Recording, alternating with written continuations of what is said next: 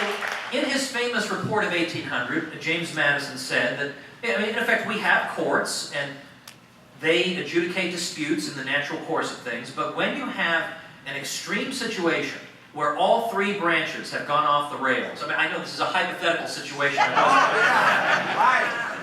but suppose that did happen, Madison says, in the last resort, it falls to the parties to the Constitution. Who are the parties to the Constitution? The peoples of the states.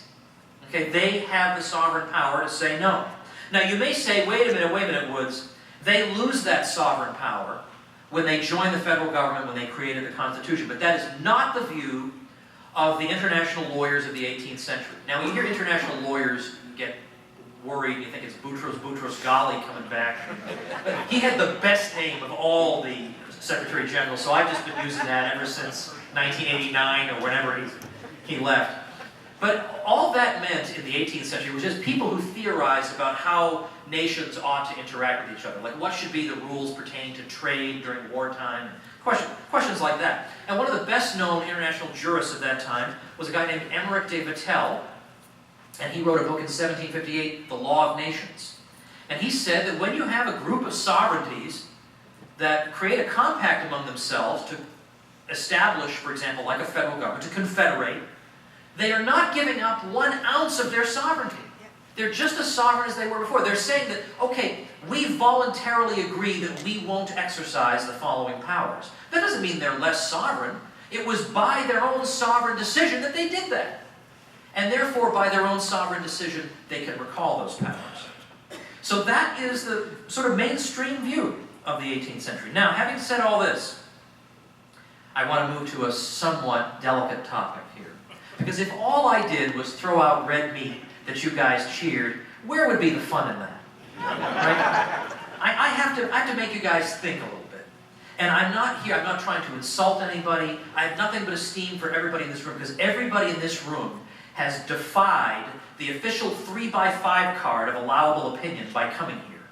Because, there are two opinions you can have. You can, and they're all stupid, right? The New York Times will say to us, you can debate whether or not the top marginal tax rate should be 40.1 or 39.5%. That's a debate the New York Times loses no sleep over. But if we say, well, wait a minute, should we have an income tax at all? Whoa, extremism, citizens, stick to the script. 39.5, 40.1, remember, that's what we're debating here. No extremism allowed. So nullification is not even on the New York Times radar screen, right? I mean, they don't even bother to refute you when you raise it. So you're here, and I appreciate that. But the gentle nudging I want to do involves the Pledge of Allegiance. Now I understand, I got here a little late, but I understand people recite the Pledge of Allegiance at the beginning. Now at the very least, I must urge you to go silent at the words, one nation indivisible. That is an anti-American principle.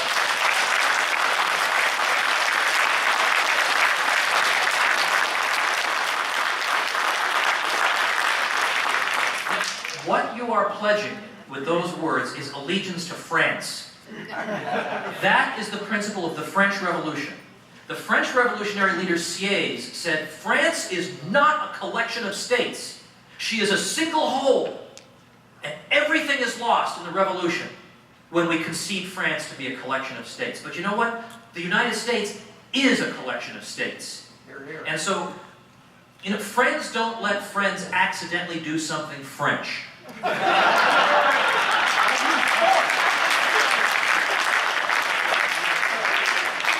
I just want to point that out to you. That's what makes the United States different and great. We are a collection of societies. A federation of country clubs is not itself a country club.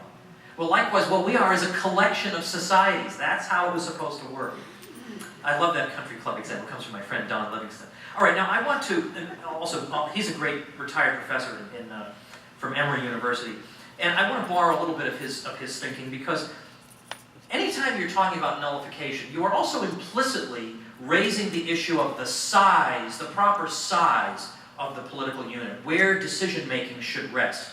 Because the American view is that decision-making should be made at the local level, and then if it's something super-duper important, whatever that would be, at the state level, and then if the states are unable to handle it, then the federal government. It's a series of levels. But the thinking was, there's hardly anything that really needs to go above the state level. Like, very, very little in the view of the framers. So what we are basically saying is that at this local level is where most decisions ought to be made. So we are saying something about the proper size of the decision-making unit. And in taking that position, we are also running headlong into conventional opinion. Because conventional opinion has been taught that we don't even raise that question.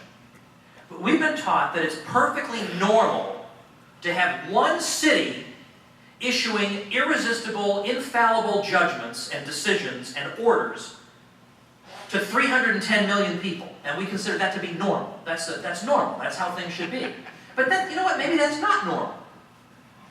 Maybe 310 million people being ruled over by one city.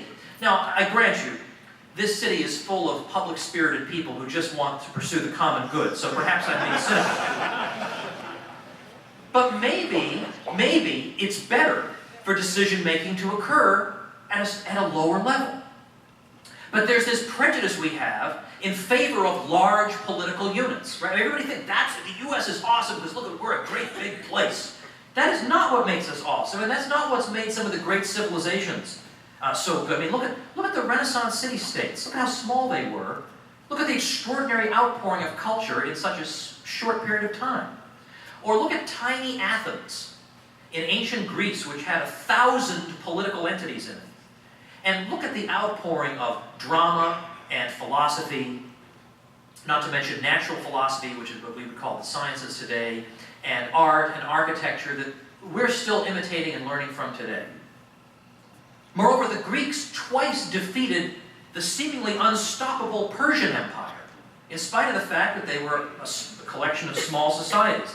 The city-state of Venice flourished for 1,200 years before it was conquered by Napoleon. Switzerland maintained its independence in a hostile Europe for 700 years. What about large states giving us security, right? At least they give us security. That's one thing we can say. But look at the 20th century. Was France a safe place to live in the 20th century? Was Britain a safe place to live in the 20th century? Was Germany? Was the Soviet Union? Was China? So in other words, for human excellence, human flourishing, and indeed even our safety, it is not necessary to have large political units. It's certainly not to have them monopolizing all the decision-making. Or think about this. It is very likely that in this century, the population of the United States will reach 435 million. How many representatives are in the House of Representatives? 435. That means each representative is going to be representing, somehow, 1 million people. What could representation possibly mean in that situation? Remember, the framers toyed with the idea of saying that it should be no greater than 30,000 people per representative. 1 million.